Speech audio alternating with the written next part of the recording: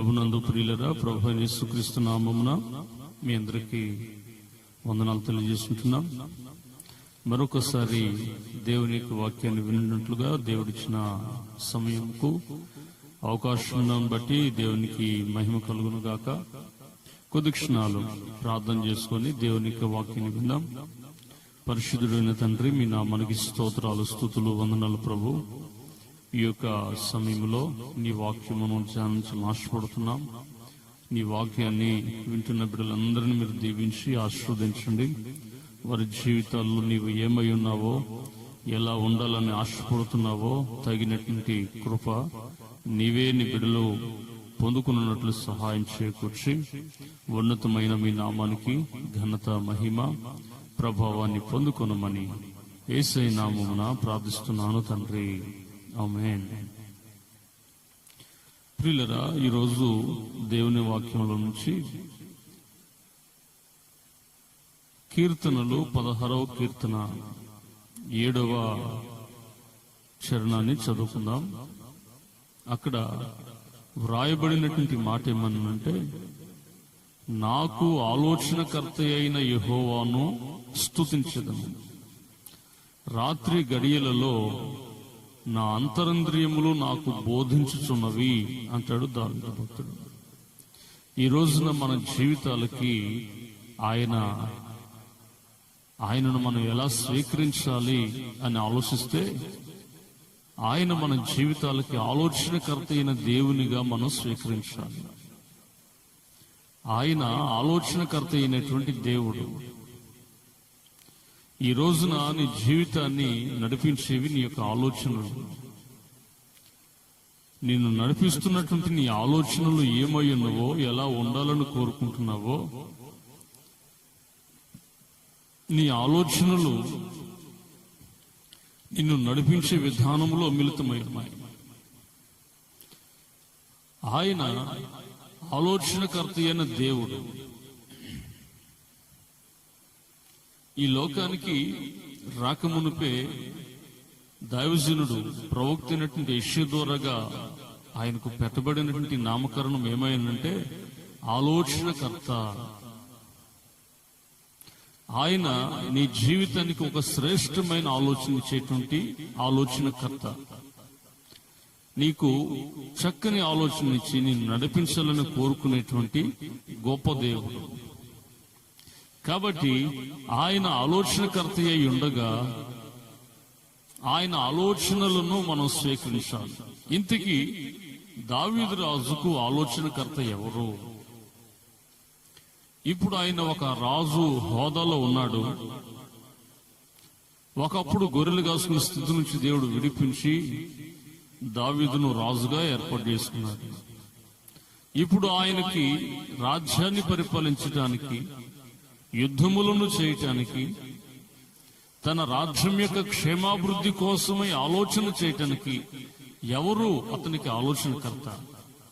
తన ముందుంచబడిన దేవుని సంకల్పమును నెరవేర్చబడు వరకు ఆయనకు ఎవరై ఉన్నారో ఆలోచన ఇచ్చేవారు అంటే, ఆయన దావీదురాజు అంటాడు, నాకు ఆలోచనకర్త అయిన నా దేవుణ్ణి నేను స్తుతిస్తాను. ఆయన నాకు ఆలోచనకర్త. ఆయన ఆలోచనలను నేను స్వీకరిస్తాను. ఆయన ఆలోచన ప్రకారంగా నేను నడుచుకుంటాను. ఆయన ఇచ్చిన ఆలోచనలను నేను అంగీకరిస్తాను. ఎందుకనంటే ఆయన ఆలోచనలు అంత శ్రేష్టమైనవి కాబట్టి. ఈ రోజున నీ జీవితానికి ఆలోచనకర్త ఎవరు? నీ ఫ్రెండ్స్ యొక్క ఆలోచన బట్టి నువ్వు నడుచుకుంటున్నావా? ఇలా నడిచినటువంటి వారు తమ రాజ్యాలను సైతం పాడు చేసుకున్న వారు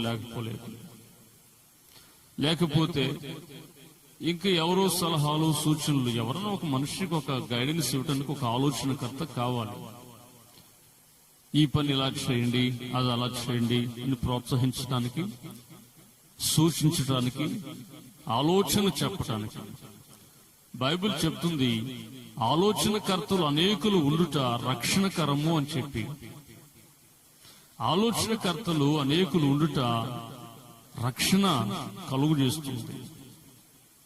ఈ రోజున ప్రపంచాలు నడిపించబడుతున్నాయి, దేశాలు నడిపించబడుతున్నాయి, రాష్ట్రాలు నడిపించబడుతున్నాయి. కారణం ఏమైందంటే వారికి సలహాదారులు లేక ఆలోచన చెప్పేవారు ఉన్నారు కనుక. ఈ రోజున మన జీవితాలని ప్రశ్నించుకున్నట్లయితే చాలా మంది తమ ఆలోచనలతో తాము చిక్కుపడుతూ ఉన్నారు. తమ ఆలోచన తమ జీవితాలని బలహీనతకు దారితీస్తుంది. తమ ఆలోచనలు తమకు నిద్ర పట్టకుండా చేస్తా ఉన్నాయి. తమ ఆలోచనలు తమ జీవితాల మీదకి లేనిపోని రోగాన్ని తీసుకొస్తా ఉన్నాయి. ఈ రోజున నీ జీవితానికి, నీ బ్రతుకుకు ఆలోచనకర్తగా ఆయనను స్వీకరించగలిగితే నీ ఆలోచనలన్నీ శుభ్రమవుతాయి, నీ తలంపులన్నీ పరిశుద్ధపరచబడతాయి. నీకు ఆలోచనకర్త అయిన దేవుడిచ్చే ఆలోచన సలహాలకు నీవు అంగీకరించిన వ్యక్తివైతే నీ జీవితంలోనే గొప్ప మార్పు కలుగుతుంది. గొప్ప మార్పు కలుగుతుంది. నీ చుట్టూ బంధించబడిన ప్రతి బంధకాలు అవన్నీ కూడా వాటంతట అవే తొలగిపోతాయి. ఎందుకంటే ఆయన నీకు ఆలోచనకర్త అయిన దేవుడుగా ఉంటే నీ జీవితంలో అద్భుతం జరుగుతుంది. ఒక సంఘటన మీకు జ్ఞాపకం చేస్తాను. అది హోలీ పండుగ సందర్భం అనుకుంటాను. బహుశా నేను నా యొక్క ఫ్రెండ్తో కలిసి ఆడు బయటికి వెళ్ళొద్దారా బ్రదర్ అని చెప్పానంటే నేనేం చేసింటే ఆ రోజున ఎన్నడూ నేను బైబుల్ విడిచిపెట్టి వెళ్ళే వ్యక్తిని కాను. సరే ఇక్కడ దాకా కదా అన్నట్లుగా చేతిలో బైబిల్ లేకోకుండా వెళ్ళిపోయాను. ఆడితో కలిసి వెళ్తే అది వర్షాకాలం, అది వర్షాలు పడ్డాయి అనుకున్న బహుశా. ఆ సమయంలో ఈడు వాళ్ళను పసిగట్టి అప్పుడు దాకా నాతో చేపెట్టి నడిచినాడు, నాకు అంటుకుని నడిచిన వాడు నన్ను వదిలిపెట్టాడు, పై ఎత్తుకు వచ్చేసాడు. నేనేమో తలదించుకుని నడుచుకుంటూ పోయి వాళ్ళ ఎదురుపోయా. ఎవరో ఈ సందాలు వసూలు చేస్తారు కదా ఆ పండుగ సందర్భంగా స్త్రీలు కొందరు, వాళ్ళకి చిక్కిపోయినాయి. ఏమండి పండుగ నేను డబ్బులు అని చెప్పి అంటున్నారు వాళ్ళు. వాస్తవానికి నా దగ్గర అయితే ఏం లేవు డబ్బులు. అమ్మ నా దగ్గర ఏమి లేవు మనగా నీ వదిలిపెట్ట. కాదండి ఎంతకంత ఏంటి ఎంతకంత. నేను పాస్టర్ గారినమ్మా అని చెప్పన్నాను. పాస్టర్లు కూడా ఇస్తున్నారండి అని చెప్పాను. వచ్చాడు వాళ్ళు పాస్టర్లు కూడా ఇచ్చి వెళ్ళిపోయారయ్యా, మీరు కూడా ఇవ్వండి పాస్టర్ గారిని చెప్పని వాళ్ళు ఇంకా ఇది చేస్తున్నారు. నేను ఏ సమాధానం చెప్పిన దానికి సరైనటువంటి, ఏ సాగు చెప్పిన దానికి సరైన సమాధానం వాళ్ళు ఇస్తున్నారు. ఇలాంటి పరిస్థితులు ఏం చేయాలి ప్రభు, నాకేం దోచట్లేదని ఒక్కసారి దేవుని మీద దృష్టి పెట్టాను. దేవుని మీద దృష్టి పెట్టిన తర్వాత నాకు దేవుడిచ్చిన ఆలోచన బట్టి, అమ్మా ఇప్పుడైతే నా దగ్గర ఏం లేవు కాబట్టి మీ పేర్లు చెప్పండి, మీ పేర్లు బట్టి నేను ప్రార్థన చేస్తా. ఇక అంతకుమించి నేను చేయగలిగింది ఏం లేదని జేబులో నుంచి పెన్ను తీసి చెప్పండి అమ్మా మీ పేర్లు అని చెప్పన్నాను. ఎప్పుడైతే మీ పేర్లు చెప్పండి మీకోసం ప్రార్థన చేస్తానన్న మాట పలికానో నా చుట్టూ గుమ్ముగూడినటువంటి ఈ స్త్రీలు ఒక్కసారిగా ఎడమైపోయారు. వాళ్ళు డబ్బులు అడిగేదానికి బదులుగా ఏమండి మా పేర్లు వదిలేండి, మా కోసం ప్రార్థించండి అన్నట్లు అన్నారే కానీ పేర్లు చెప్పే విషయం వాళ్ళు భయపడిపోయారు. అలా పేర్లు అడిగే విషయంలో నేను ఎప్పుడైతే అడిగానో భయపడ్డాను. ఆడు పక్క నుండి నవ్వుతా ఉన్నాడు, నాతో పాటు వచ్చినాడు మా ఫ్రెండ్. ఆడు పక్క నుండి నవ్వుతా అమ్మాయికి ఈయన పని అయిపోయిందిరా బాబు అనుకుంటున్నాడు ఆడు. దేవుడు నాకు ఇచ్చిన ఆలోచన మీ పేర్లు చెప్పండి, మీకోసం నేను ప్రార్థన చేస్తానని చెప్పనేసరికి ఉక్కిరి బిక్కిరి అయినట్లుగా అయిపోయింది వాళ్ళకి పరిస్థితి. ముట్టడించిన వాళ్ళు సైడ్ అయిపోయారు, దూరంగా అయిపోయారు. వాళ్ళు ఎప్పుడైతే దూరంగా అయిపోతే చెప్పండి మీ పేర్లు చెప్పండి నేను పోతున్నాను, ఇంకా వాళ్ళు దారి చేశారు. ఈ రోజున దేవుని యొక్క ఆలోచన నీ జీవితాల్లో చుట్టూ ఉన్నటువంటి బంధకాల నుంచి విడుదలనిస్తుంది. దేవుని యొక్క ఆలోచన, దేవుని యొక్క తలంపు నీ జీవితానికి ఒక గొప్ప విడుదలను కలిగిస్తుంది అనే విషయం నువ్వు గుర్తించుకోగలిగి నీ జీవితానికి ఆలోచనకర్తగా యేసయ్యను స్వీకరించగలిగితే, నీ జీవితానికి ఆలోచనకర్తగా యేసయ్యను అంగీకరించగలిగితే, ఆయన నిన్ను తన ఆలోచనతో నడిపిస్తానని వాగ్దానం చేస్తున్నాడు. చూసారా? చూద్దాం 32వ కీర్తన 8వ వచనం. నీకు ఉపదేశం చేస్తాను, నీవు నడవవలసిన మార్గమును నీకు బోధించేదను, నీ మీద దృష్టి ఉంచి నీకు ఆలోచన చెప్తా. ఏ పని ఎలా చేయాలో కొంతమంది కొన్ని కార్యక్రమాలు ప్రారంభిస్తారు, ప్రియుల కొన్ని పనులు ప్రారంభిస్తారు, వాటిలో ఎదురయ్యే నష్టాన్ని గురించి ఆలోచించరు, ముందు జాగ్రత్త తీసుకోరు. ఆయనైతే ఏమంటాడు తెలిసిన, నీ మీద దృష్టి ఉంచి నీకు నేను ఆలోచన చెప్తా. నువ్వు ఎటు నడవాలో ఎటు నడవకూడదో, ఏ వైపుకు వెళ్లాలో వెళ్ళకూడదో నేను నీ మీద దృష్టి ఉంచి నీకు ఆలోచన చెప్తాను. మన జీవితాలకి, మన బ్రతుకులకు ఆయన ఆలోచనకర్తగా ఉంటే ఎంత అద్భుతం. దేవుని కొరకు నీ జీవితము వాడబడాలన్న దేవుని ఆలోచన తలంపు నీకు కావాలి. ఆయన ఆలోచనకర్త అయిన దేవుడు కనుక ఆయన ఆలోచనని నువ్వు అంగీకరించే వ్యక్తివిగా ఉన్నట్లయితే ఈ విధమైన కార్యక్రమాలు నువ్వు చూస్తావు. ఇందాక మీకు చెప్పాను, పాడైపోయినటువంటి యవనస్తుల స్నేహాలు లేకపోతే సలహాలు పాటించి రాజులు కూడా తమ రాజ్యాలని నాశనం చేసుకున్నారు. అట్టి వారిలో రెహబాము కుమారుడు మనకి కనిపిస్తాడు. చూద్దామా? సొలొమోను కుమారుడు రెహబాం. బైబిల్ గ్రంథంలో నుంచి ఈ విషయాన్ని మనం చదువుకుందాం. రాజులు మొదటి గ్రంథం, రాజులు మొదటి గ్రంథంలో నుంచి కొన్ని సంగతులు, కొన్ని విషయాలను మనం చూద్దాం. తన తండ్రి సొలొమోను మహారాజు చనిపోయిన తర్వాత ఇతడు రాజు అయ్యాడు. రాజైనప్పుడు పెద్దలు వాళ్ళ ఇల్లు పలకరించడానికి, పరామర్శించడానికి వచ్చి అతనికి ఒక సలహా, ఒక విన్నపం చేస్తారు.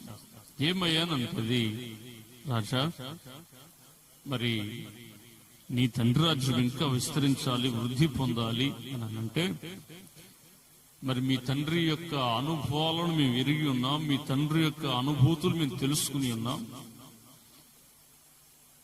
మరి నీ యొక్క రాజ్యము విస్తరించాలి, వృద్ధి పొందాలి అని ఆశించిన ఎడల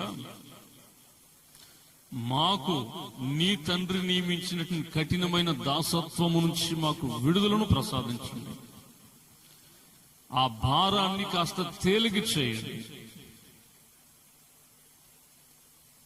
అప్పుడు ఇజ్రాయేలు ప్రజలు కాదు, సమస్త ప్రజలు కూడా నీకు లోబడి నీకు సేవ చేసి నీ సముఖమునందు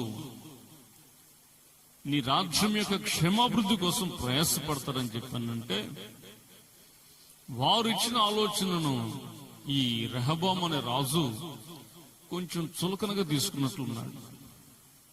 తీసుకొని ఒక రోజున తన యొద్దకు వచ్చినటువంటి ఆ యొక్క యవనస్తులను పిలిచి, ఎరా బాబు, మా నాన్నతో సేవ చేసి సహా లేక కొన్ని అనుభవాలను దగ్గరుండి చూచిన పెద్ద మనుషులు వచ్చి ఇలాగ చెప్పారు, మీ నాన్న మా మీద కఠినమైన కాడిని దాసత్వాన్ని ఉంచాడు, ఆ దాసత్వం కాస్త తేలిక చేయమని కోరుకున్నారు, దానికి మీరేమంటారు అని వీళ్ళ యొక్క ఆలోచన అడిగారు. కుర్రోళ్ళు కదండి వీళ్ళ ఆలోచనలు, తలంపులు ఎలా ఉంటాయనంటే చాలా స్పీడ్గా ఉంటాయి, చాలా పాజిటివ్గా ఉంటాయి. కారణం ఏమనంటే వారిలో ఉన్న ఉడుకు రక్తం అలాగా మరుగుతూ ఉంటుంది అన్నట్టు. వాళ్ళు ఏం చెప్పారంటే, వారు పిచ్చోడా, నువ్వు అట్లా గనుక చేస్తే వాళ్ళు నీ మీద తిరుగుబాటు చేస్తారు, వాళ్ళు వచ్చి నిన్ను అడిగినప్పుడు వారికి నువ్వు సమాధానం చెప్పు. ఏమని అని ఆలోచన చేస్తే, నా తండ్రి కాడిని బరువు చేసిడని చెప్పేసి అన్నారు కదా మీరు, నేను మీకు చెప్పేది ఏమనంటే, నా తండ్రి యొక్క నడుము కంటే నా చిటికిన వేలు బరువుగా ఉంటుందని చెప్పు అన్నారు. ఎవరు? ఈ కుర్రోళ్ళు, రాజుతో పెరిగినటువంటి యవనస్తులు. నా తండ్రి యొక్క నడుము కంటే నా యొక్క చిటికిన వేలు బరువుగా ఉంటుంది మీ మీద అని చెప్పు. భయపడతారు, నీకు లోబడతారు, ఎల్లకాలం అణిగి మనకి జీవిస్తారు అని పాడైపోయిన ఆలోచన చెప్పారు ఈ కుర్రోళ్ళు. మూడో రోజు రానే వచ్చింది. ఆ పెద్ద మనుషులు రాజు దగ్గరకు వచ్చి, అయ్యా తమరు రమ్మన్నారు కదా, విషయం ఏంటయ్యా అంటే, మీరు మొన్న వచ్చి చెప్పుకున్న దానిని బట్టి నేను బాగా ఆలోచించి ఒక నిర్ణయం తీసుకున్నాను. అదేమనంటే, నా తండ్రి నడుము కంటే నా యొక్క చిటికిన వేలు మీ మీద బరువుగా ఉంటుంది, ఇదే నా యొక్క ఆజ్ఞ అన్నట్లుగా రాజు మాట్లాడాడు. ఆ దెబ్బతో వాళ్ళు అదిరిపోయి భయపడిపోయి వాళ్ళు అంటారు, మేము నీ సామ్రాజ్యం ఉంటే దానికంటే వేరొక వ్యక్తిని రాజును నియమించుకుంటే బెటర్ కదా అని తలంచి ఆ రోజున సమయమున యెరోబోము అనే వ్యక్తిని రాజుగా నియమించుకున్నారు. ఇజ్రాయిలీలో 10 గోత్రాల వారు సపరేట్ అయిపోయారు, 2 గోత్రాల వారు ఒకటైపోయారు. దేవుని బిడ్డలారా, కొంతమంది ఆలోచనలు ఎలా ఉంటాయంటే, పాడైపోయినటువంటి ఆలోచనలు, నాశనకరమైన ఆలోచనలు ఇస్తూ ఉంటారు. ఇది రెహబాము జీవితం నుంచి మనం చూస్తున్నాం. అసలు ఈ పాడైపోయిన ఆలోచనలకి కారకుడే సైతాను గారు అనుకోండి. ఆడిచ్చాడు ఆలోచన మన తల్లి అవ్వమ్మకి. అవ్వమ్మ పండు తింటే మీరు సావరు, దేవదూతలు అయిపోతారు ఎక్కిచ్చి చెప్పాడు. బాగా నమ్మిన ఆలోచన బట్టి ఏమేం చేసింది, తిన్నది లేని తిప్పలు తీసుకొచ్చి పెట్టేసింది.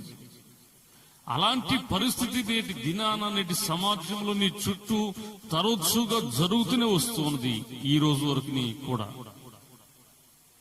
కాబట్టి ఆయన యొక్క నామమును బట్టి ఆలోచించాలి. నీకు ఆలోచనకర్త ఎవరు? అబ్షాలోముకు ఆలోచన చెప్పే పనికి మళ్ళీ అహీతోపేలు ఉన్నాడు ఒకడు.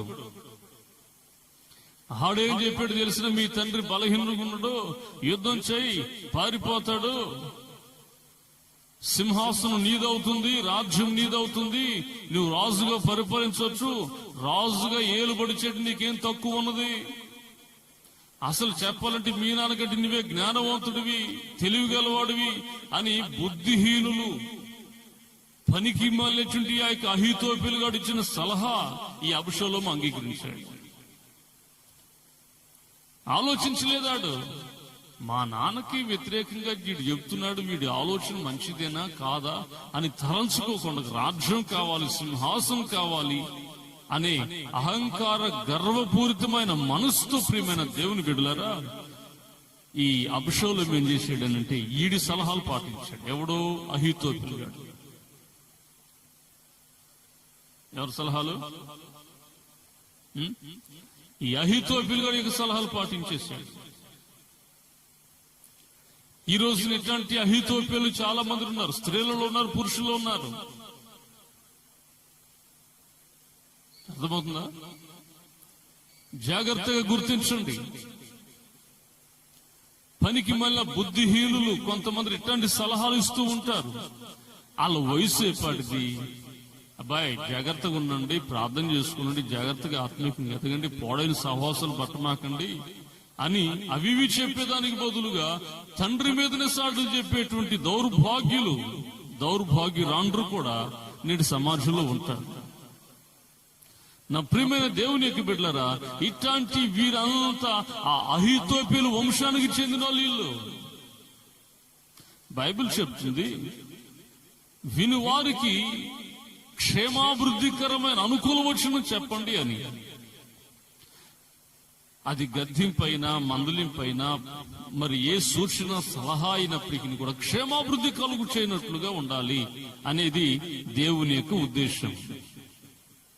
కానీ ఈ రోజున మనం గ్రహించినట్లయితే ఈ అహీతోపెలు ఇచ్చిన ఆలోచన అంగీకరించిన ఈ అబ్షలోము తండ్రి పైన దాడి చేయడం ప్రారంభించాడు. బైబిల్ ఏం చెప్తుంది? నీ తండ్రిని తల్లిని సన్మానించు. లేఖనం ఏమని సాక్ష్యం ఇస్తుంది? ఏమండి? నీ తల్లిదండ్రులను నిర్లక్ష్యం చేయకము, వృద్ధాప్యమందు అని. ఈ రోజున స్థితిగతులు ఎలా ఉండిపోతున్నాయి సమాజంలో ఆలోచించండి ఒక్కసారి. పనికి మాలినటువంటి అహీతోపెలు, బుద్ధిహీనులు ఇచ్చేటువంటి ఇట్లాంటి దౌర్భాగ్యమైన ఆలోచనలు, తలంపులు అంగీకరించడం ద్వారాగా మీ జీవితాలకు మీరే శాపాన్ని కొని తెచ్చుకుంటూ ఉంటారు. దేవుని బిడ్డలారా, గమనించాలి జాగ్రత్తగా. ఈ అహీతోపెలు ఇచ్చిన సలహా అబ్షలోము పాటించి తండ్రిపై తిరుగుబాటు చేసి యుద్ధం చేస్తున్నాడు. ఇతడు ఎంతటి అజానుభావుడు అంటే ఏ లోపం లేదట, అంత సౌందర్యం గలవాడు. ఇంకొక మాట చెప్పాలనంటే ఇతని యొక్క తల వెంట్రుకలు సంవత్సరం కత్తిరిస్తే 200 తులములు తూగుతూ ఉంటాయట. అతని యొక్క హెయిర్ స్టైల్ ని బట్టి మీరు ఆలోచన చేసుకుంటారు. 200 తులములు అంటే మరి తులం అనేది ఒకసారి మీరు పసిగట్టాల్సి వస్తే కొన్ని సంవత్సరాలు వెనక్కి వెళితే రూపాయి బిళ్ళలలో పెద్ద రూపాయి బిళ్ళ ఒకటి వచ్చేది. పెద్దది, మందంగాను పెద్దగా ఉంటుంది. ఇప్పుడు ఆయన మరుగైపోయినలేండి. ఏం చేస్తావు, పట్టిన దౌర్భాగ్యం అట్టాగుంది. జన అభివృద్ధి పెరిగిన దానిని బట్టు, కొన్ని పరిస్థితి పరిణామాలను బట్టు ఆర్థిక వ్యవస్థ లాగా మారిపోయింది. ఆ పెద్ద రూపాయి బిళ్ళ చూస్తే ఎన్ని వెంట్రుకలు వస్తాయో, ఆ రూపాయి బిళ్ళలు 200 రూపాయి బిళ్ళలు వేస్తే ఎంత బరువు వస్తుందో అతని తల వెంట్రుకలు కూడా అంత బరువుగా ఉండేయట. అంత అందగాడు అబ్షలోము. అందాన్ని చూసుకున్నాడో, ఈ అహీతోపెలు ఇచ్చిన ఆలోచన చూసుకున్నాడో, మొత్తానికి తండ్రిపై తిరుగుబాటు చేస్తూ ఉంటే కంచెర గాడిద మీద వెళ్తా ఉన్నాడు యుద్ధం అడవిలో. ఆ కంచెర గాడిద మీద వెళుతూ ఉంటే అతని తల వెంట్రుకలు ఒక సింధూర చెట్టుకు పట్టేసినాయి. సింధూర వృక్షం పట్టింది. తల ఆ వెంట్రుకలు చిక్కు కొమ్మలు పట్టుట ద్వారాగా గాడిద కాల సందులోంచి వెళ్ళిపోయింది. భూమికి ఆకాశాన్ని మధ్యలో వేలాడుతూ ఉన్నాడు. దావీదు సైనికులు చూసి గురిపెట్టి గుండెలో కొట్టేశారు బాణంతో. దెబ్బకు చచ్చిపోయాడు. యెరూషలేము వెళ్ళినప్పుడు ఇది అహీతోపెలు సమాధి అండి, ఇక్కడే వచ్చాడు, ఇక్కడే పాతి పెట్టారు, ఇది సంగతి అని చెప్పి ఆ కిద్రోను వాగు అవ్వలేవుల కొండ, ఆ అవ్వలేవుల కొండకు దావీదు పారిపోయాడు. ఆయన తరుముతూ ఇది చేస్తున్నప్పుడు ఈ వెంట్రుకలు సింధూర వృక్షాన్ని పట్టేసింది. దెబ్బకు చచ్చిపోయాడు, గురిపెట్టి కొడతాడు. ఈ రోజున గమనించాలి జాగ్రత్తగా. అహీతోపెలు లాంటి బుద్ధిహీనులు ఇచ్చే సలహాలు ఉంటాయి కొన్ని. వాళ్ళతో మాట్లాడొద్దు, వీళ్ళతో మాట్లాడొద్దు. ఒరి బాబు, ఎంత దౌర్భాగ్యమైనటువంటి ఆలోచనలు అర్థం కాదు. సంఘపరంగా చూస్తే మన సంఘస్తుల్ని మనం చేయాలి, కానీ బయట పోకూడదు. బయట పాస్టర్ మనం పిలిపించకూడదు. మనం అయితే బయటకు వెళ్ళిపోవచ్చు, వాళ్ళైతే మనలోనికి రాకూడదు, పిలవకూడదు. వాళ్ళ సిద్ధాంతాలు వేరు, మన సిద్ధాంతాలు వేరు అని చెప్పి నూరిపోసేటువంటి పనికి మాలిన ఆలోచన కలిగినటువంటి అహీతోపెలు లేకపోలేదు నేడు దినాన. దేవుని బిడ్డలారా, గమనించాలి. దావీదు అంటాడు, నాకు నా దేవుడు ఆలోచనకర్త అయి ఉన్నాడు. నాకు ఆలోచనకర్త అయిన యెహోవాను నేను స్తుతిస్తాను. ఆయన ఇచ్చే ప్రతి ఆలోచనను బట్టి, ఆయన ఇచ్చే ప్రతి తలంపును బట్టి నేను నా దేవుని సేవిస్తాను, ఆరాధిస్తాను. దురాలోచనలు, దుష్ట ఆలోచనలు, పనికిమాలిన ఆలోచనలు అన్ని ఏమండి, ఇతరులను చూసినప్పుడు పుట్టే దౌర్భాగ్యకరమైన ఆలోచనలన్నీ నీ బ్రతుకుల నుంచి తొలగించబడాలంటే అదిగో ఆయన నీకు ఆలోచనకర్త అయి ఉండాలి. ఇంకొక విషయం కూడా మనం చెప్పుకోవాల్సి వస్తే బైబిల్ గ్రంథంలో నుంచి ఆసాపు అనేటువంటి భక్తుడు ఉన్నాడు. ఈయన భక్తుడే కదా, భక్తుడిగానే ఉండాలి. అలా ఉండకోండి ఏం చేసిందంటే ఒక్కసారిగా లోకం మీద, లోక సంబంధమైన మనుషుల మీద దృష్టి పెట్టేశాడు. దృష్టి పెట్టి ఏం చేశాడయ్యా నన్నంటే, అబ్బా వాళ్ళు చూడండి ఎంత బాగున్నారు, వాళ్ళు చూడండి ఎంత బాగున్నారు, వాళ్ళకి ఏ రోగం లేదు, వాళ్ళకి అంతా కలిసి వస్తుంది, పట్టిందల్లా బంగారం అయిపోతుంది. అరే నేను భక్తి చేసాను, భక్తుడిగానే ఉండిపోతున్నాను, కానీ ఏమి ఉపయోగం లేదు, ఏమి అభివృద్ధి లేదు. వాళ్ళకి ఏ రోగాలు రావట్లేదు. ఎవరికి? వాళ్ళకి రోగాలు రాకపోతే ఆయనకి ఎందుకండి చెప్పండి? వాళ్ళ కన్నులకు కొవ్వు పట్టింది. వాళ్ళ కొవ్వు పడితే ఈయనకి ఎందుకండి? ఎందుకు? ఏంటిదంతా? వాళ్ళు గర్వాన్ని హారంగా ధరించుకున్నారు. అయ్య బాబో, ఇవన్నీ నీకు ఎందుకయ్యా ఆసాపు? ఎందుకు వచ్చింది నీకు ఆలోచన?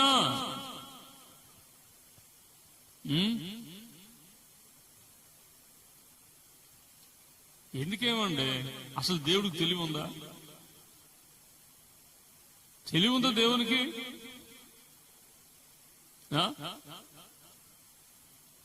ఆయన భజన చేసి నేను, ఆయన భక్తి చేసి నేనేమో భక్తుడిగానే ఉండిపోయా.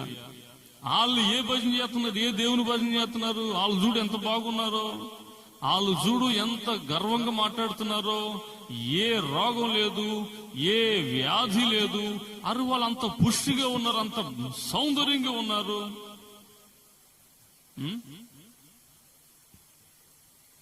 ఏంటండి దేవుడికి తెలివి ఉందా? తెలివి ఉంటే వాళ్ళని అట్టెందుకు ఉంచాలి, నన్ను ఇట్టెందుకు ఉంచాలి?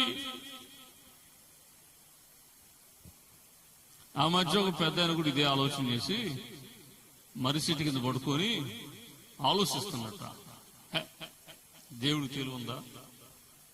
అరే మరిసెట్ని ఇంతలావు మరిసెడు చేసి మరికెళ్ళి ఎంతకాయలు పెడతాడా? దేవుడికి తెలియలేదనుకుంటా. నన్ను అడిగి నేను చెప్పేవాడిని దేవునికి, నన్ను అడిగిన నేను ఇచ్చేవాడిని ఆలోచన దేవునికి అన్నట్లుగా ఆ చెట్టును చూసి అలాగే అనుకుని నిద్రపోయాడు.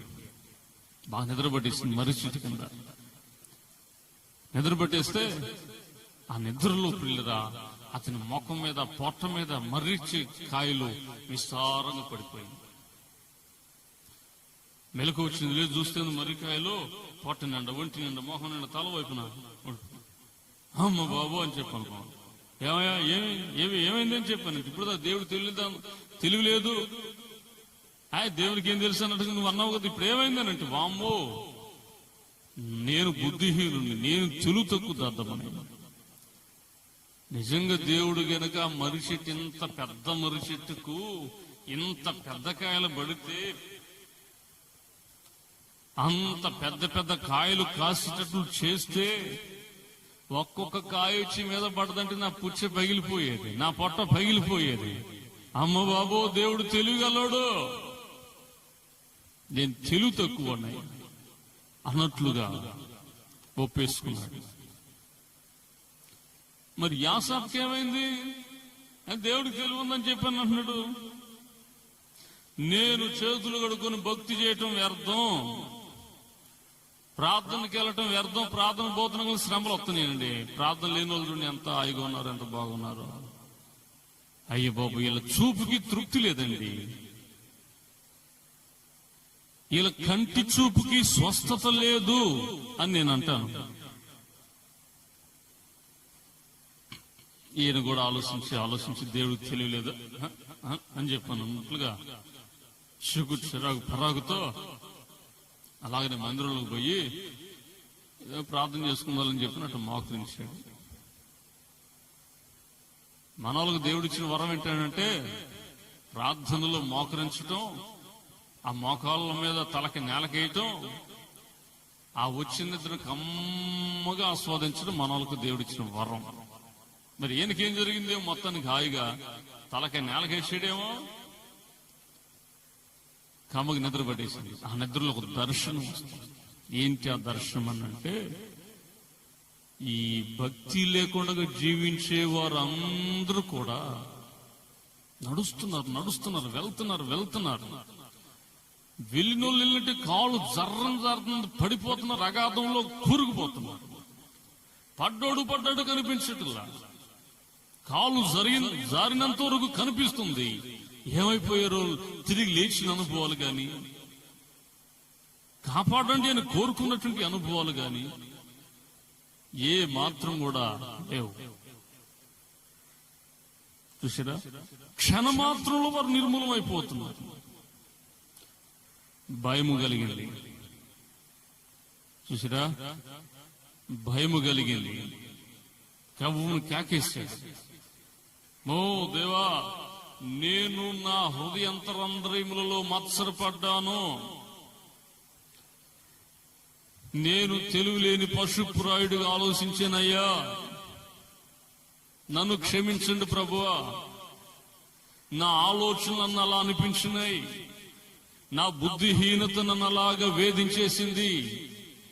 దేవా, నాకు ఈ పాడైపోయిన ఆలోచనలు, తలంపులు ఇవ్వద్దు, నీ ఆలోచన చేత నన్ను నడిపించు అని అంటాడు. అర్థమవుతుందా? నీ ఆలోచన చేత నన్ను నడిపించు తండ్రి అని కోరుకుంటాడు. ఈ రోజున మన యొక్క జీవితంలో కూడా దేవుని యొక్క ఆలోచన చేత నడిపించబడితే ఆయన ఆలోచనలు మహిమ కలిగినటువంటి అనుభవాలకు నడిపిస్తూ ఉంటాయి. మహిమ కలిగినటువంటి అనుభవాలను పొందటానికి ప్రేరేపిస్తూ ఉంటాయి. మహిమకరమైన ఆలోచనలు, మేలుకరమైన ఉద్దేశములు. చూసారా, ఈ అనుభవాలను దేవుని యొక్క ఆలోచన ద్వారాగా పొందుకోగలుగుతాడు మనిషి. మరి ఈ రోజున నీ జీవితానికి ఆలోచనకర్త ఎవరు? ఇంకొక విషయం కూడా మీకు జ్ఞాపకం చేయాల్సి వస్తే, ఆ తండ్రి వద్ద నుంచి నా మాట నాకు ఇచ్చే, నేను దూరంగా వెళ్తాను, ఈ కొంపలో నేను ఉండలేను, నా బతుకు నేను బతుకుతాను అన్నట్లుగా ప్రియమైన దేవుని బిడ్డ, అక్కడ ఆడికి విసుకేం లేదు. ఏదో విసుగుదలు వచ్చిందయ్యా, ఆ తండ్రి వాళ్ళు ఏదో అన్నారు చేశారని అంటే అది వేరే విషయం. విసుగుదలు ఏం లేదు, విసిగించే వాళ్ళు ఎవరు లేరు అక్కడ. ఆరాధన, ఆత్మ సంబంధమైనటువంటి వాతావరణం, ఒక స్పిరిచువల్ మైండ్. ఏమండి, ఒక మంచి ఆహ్లాదకరమైన ఆత్మీయమైన వాతావరణాన్ని అనుభవించవలసిన వ్యక్తి ఈ పాడైపోయిన వాళ్ళ సహవాసాలు చేసి వారి ఆలోచనలు తీసుకుని ఈ పాడైన నిర్ణయం తీసుకుంటాను. నా వాట నాకు ఇచ్చేసేయ్, నేను దూరంగా వెళ్ళిపోతాను, నా బతుకు నేను బతుకుంటా. ఈ కొంపలు ఎప్పుడు చూసిన ప్రార్థన, ఈ కొంపలు ఎప్పుడు చూసిన ఆరాధన, ఇది తప్ప ఇంక ఏం లేదు. లోకం రంగులు వలయంగా కనిపిస్తా ఉన్నారు. మరి తండ్రి ఇంట అలాంటి సమస్య ఉండకూడదు కదా. వాడోటోటి తీసుకెళ్తానన్నప్పుడు ఏం చేసాడు? డబ్బుంది కాబట్టి స్నేహితులు పోగయ్యారు, లోకంలో ఉన్న రంగుల వలయాన్ని చూపించడానికి ప్రేరేపించారు, ఆస్తి తీసుకురమ్మన్నారు, తీసుకొచ్చేసాడు. ఆ ఉన్న ఆస్తి అయిపోయేంత వరకు తొలతూగారు, తప్పదాగారు, తమ ఇచ్చ వచ్చినట్లు నడుచుకున్నారు. కానీ ఆస్తి అయిపోయిన తర్వాత భ్రష్టునుగా భ్రష్టత్వంలో విడిచిపెట్టి పారిపోయారు. ఆలోచన ఇచ్చిన వాడు ఒక్కడు కాని రావట్లా. ఎవరైనా దొరుకుతారో ఎదుగుదామని చెప్పనుకుంటే కనిపించిన కూడా కనిపించట్లేదు. ఇలాంటి పరిస్థితి వచ్చేసింది. కాబట్టి ఈ రోజున నీ ఆత్మీయ జీవితంలో ఇట్లాంటి భ్రష్టత్వపు ఆలోచనలతో నువ్వు నడిపించబడుతూ ఉంటే కాస్త ఆలోచించు. నీ ఆలోచనకర్త అయిన దేవుని విడిచిపెడితే ఇలాంటి భ్రష్ట ఆలోచనలే వస్తాయి. కొంతమంది నిద్ర పట్టట్లేదు. కారణం ఏంటి? వారి ఆలోచనలు వారికి నిద్ర పట్టకుండా చేస్తున్నాయి. నిద్ర పట్టట్లేదు, ఆలోచనలో నిద్ర పట్టనిట్లా. స్లీపింగ్ టాబ్లెట్స్ వేసుకున్నా కానీ వాళ్ళకి నిద్ర రావట్లేదు. అదేం కర్మయం అర్థం కావట్లా. ఆలోచన ప్రభావము ఆరోగ్యముపై ఎంతైనా దాడి చేస్తుంది. జాగ్రత్త. ఆలోచన వలననే కదా బీపీ పెరుగుతుంది, బీపీ తరుగుతుంది. కాబట్టి ఈ విషయాలను మనకు తెలియనివి కాదు. ఏదో దేవుడిచ్చిన ఆలోచన బట్టి ఈ విషయం చెప్పాలని ప్రేరేపించబడి మాట్లాడుతున్నాను. ఒకవేళ ఇటువంటి పరిస్థితుల్లో నీవు ఉన్నట్లయితే నీ ఆలోచనను తొలగించుకుని, దేవా నీ ఆలోచనతో నన్ను నడిపించు, నీ ఆలోచన నీ తలంపులను నాకు దయచేయమని ఆ ఆలోచనకర్త అయిన దేవునికి నీవు ప్రార్థించి మొరపెట్టగలిగినట్లయితే నీ జీవితంలో కార్యం జరుగుతుంది. చాలా మంది రాజులు ఉన్నారు, కానీ ఏ రాజు కూడా ఇలా మాట్లాడలా. చాలా మంది రాజులు ఉన్నారు, ఎంతమంది రాజులున్నా కానీ ఆలోచనకర్త అయిన దేవుని ఆలోచన తల ఉంచినవారు కారు. కాబట్టి ఈ సమయంలో నీ జీవితానికి, నీ బ్రతుకుకు ఆలోచనకర్తగా ఆయనను స్వీకరించగలిగితే ఆయన ఆలోచనలో మేలుకరమైనవి, దీవెనకరమైనవి, ఆయన ఆలోచనలో ఉన్నతమైనవి, ఎంతో గంభీరమైనవి, ఎంతో విలువైనవి దేవుని యొక్క ఆలోచన తలంపులు. అటువంటి ఆలోచనకర్తైన దేవునికి నిన్ను నీవు లోపరుచుకొని నీ ఆలోచనతో నన్ను నడిపించమని ప్రభువారిని కోరుకోగలిగితే ఆయన కృప నిన్ను ఆవరిస్తుంది. అందుకే కదా ఆయన ఆలోచనకర్తగా లోకానికి వచ్చింది. ఆలోచనకర్తగా వచ్చింది ఎందుకు? అందుకోసమే సైతానుగాడి యొక్క ఆలోచన వచ్చి, అహీతోపెలు గాడు లాంటి ఆలోచన వచ్చి విడిపించడానికి, ఆ పనికి మళ్ళీ కుర్రాళ్ళు ఇచ్చిన పాడైపోయిన ఆలోచన నుంచి తప్పించడానికి, ఈ లోకపరముగా లోకాన్ని స్నేహించి సహవాసం చేసినటువంటి ఈ చెడు పురుగుల యొక్క ఆలోచన నుంచి విడిపించడానికే కదా ఆయన ఆలోచనకర్తగా వచ్చింది. కాబట్టి ఇట్టి ఆలోచనకర్త అయిన దేవుని అనుసరించగలిగితే ఆసాపు వలె, అయ్యా నీ ఆలోచనతో నన్ను నడిపించిన ఆయనను కోరుకోగలిగితే ఖచ్చితంగా ఆయన తన ఆలోచనతో నడిపిస్తాడు. ఆయన ఆలోచనలు నీ జీవితానికి ఆశీర్వాదాన్ని ఇస్తాయి. ఆయన ఆలోచనలు నీ దేహానికి ఆరోగ్యాన్ని కలుగు చేస్తాయి. ఆయన ఆలోచనలు నీ కుటుంబానికి, నీవున్న వ్యవస్థకి క్షేమాభివృద్ధిని కలిగిస్తూ ఉంటుంది, జ్ఞాపకం ఇస్తుంది. కనుక దావీదురాజు అంటాడు, నాకు ఆలోచనకర్త అయిన యెహోవాను నేను స్తుతిస్తాను, ఘనపరుస్తాను, ఆరాధిస్తాను, మహిమపరుస్తానని చెప్పి స్పష్టంగా మాట్లాడుతున్నాడు. మరి ఈ రోజున నీ జీవితానికి కూడా ఒక శ్రేష్టమైన ఆలోచనకర్తగా ఆయన ఉండాలని ఆశపడుతూ ఉన్నాడు. ఒక శ్రేష్టమైన ఆలోచనకర్తగా ఆయనని ఎదుటి నిలబడాలని కోరుకున్నాడు. అట్టి దేవునికి అవకాశం ఇచ్చి ఆ మహాదేవుని యొక్క ఆలోచనతో మహిమకరమైన జీవితం జీవించవలసిందిగా ప్రేమతో మనవి చేస్తూ ఉన్నాను, ప్రార్థన చేస్తున్నాను. ప్రేమగల తండ్రి, మీ నామానికి వందనాలు, స్తోత్రం. నీ మాటలు విన్న బిడ్డలందరినీ దీవించి ఆశీర్వదించండి. నిజముగా నీవు మాకు మంచి ఆలోచనకర్తవై ఉన్నావు. నీ ఆలోచనలు ఎంతో అద్భుతమైనవి, నీ తలంపులు ఎంతో ఉన్నతమైనవి. ఇటువంటి నీ ఆలోచనతో, నీ తలంపుతో నీ బిడ్డలు నడిపించబడాలని కోరుకుంటున్నావు. కాబట్టి దేవా, ఎందరైతే వ్యర్థమైన ఆలోచన తలంపులతో నాశనమైపోతున్నారో, ఎందరైతే అహీతోపెలు ఆలోచన తలంపులతో దోషులుగా, హంతకులుగా మారిపోతూ ఉన్నారో, అట్టి వారందరినీ విడిపించమని ప్రార్థిస్తున్నాను. దుష్టుని యొక్క ఆలోచన తలంపులను, దుష్టుల ఆలోచన చొప్పున నడవద్దని చెప్పి అంటున్నారు.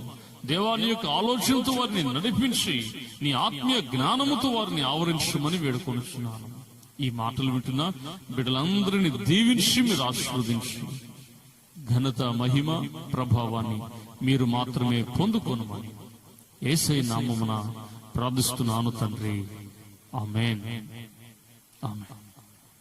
ప్రభువైన యేసుక్రీస్తు కృప, తండ్రి అయిన దేవుని ప్రేమ, పరిశుద్ధాత్మ దేవుని యొక్క ఆలోచన తలంపులను మీ హృదయములను ఏలుబడి చేయనట్లు ఆయన మిమ్మలను కనికరించి, కరుణించి తన ఆలోచనతో నడిపించును గాక. Amen. Amen. Praise the lord.